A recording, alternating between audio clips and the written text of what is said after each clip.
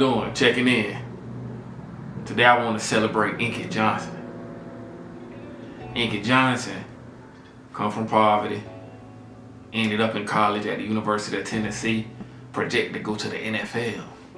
Finna change his life and his family life. Senior year, 1 tackle almost cost him his life. Inky could have gave up. Told him he could never play football again. He almost died on the table. And when he woke up, he remembered the promise he made to his family. He said he was gonna finish school anyway.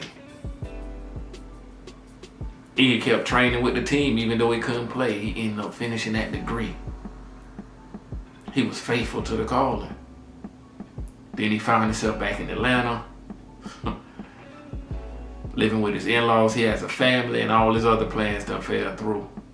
Again, Inky had to walk by faith. I hope that served as encouragement to a lot of my dads out here. Like, you face trials and tribulations, heartaches, heartbreak. And at times you want to lay down, you want to give up. But you got to remember why you started. You got to remember who you doing it for, who counting on you. And you got to find the faith to press on. In the midst of prayer and faith, remember, put in the work. Y'all have a good one. And he looked at me, and what he said to me, it pierced my heart in such a way. He said, son, what I'm trying to get you to understand is, no matter how hard you work, there is somebody on the inside of you that works even harder.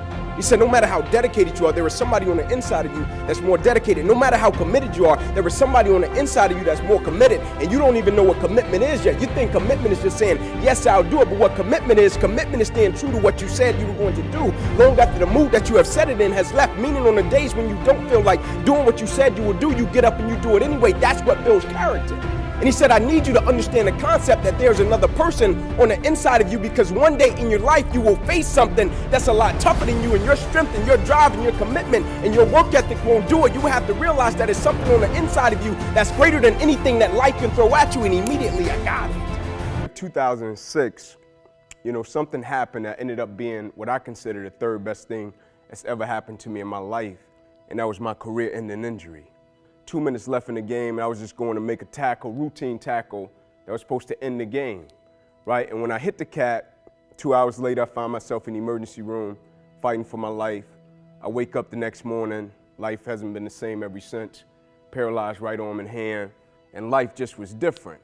When my injury happened, I went from under the 438, bench pressing 325 pounds, to having 350 staples in my body, getting cut twice in my right ribs, cut across my pec. They took out my right pec, bottom of my armpit to the bottom of my hand, slashed me across the right side of my neck, across the left side of my neck.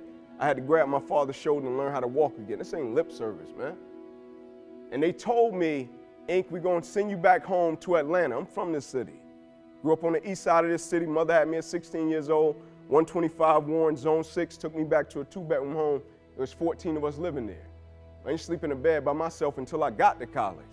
And when it happened, and they said, Ink, we're sending you back to Atlanta, I said, I'm not going back to Atlanta. They said, yeah, but something traumatic has happened to you. I said, you're absolutely right. They said, yeah, but we need to give you time to process what happened. I said, I get that. I said, but order me a Dunjoy sling and a Velcro strap while y'all at it. They said, why? I said, I'm going back to practice with my teammates. They said, but you can't play, your career's over. I said, this ain't about a game. This is about me fulfilling what I said I was gonna do. Like as a man, like I was raised, the worst thing a man could ever do is lie to himself.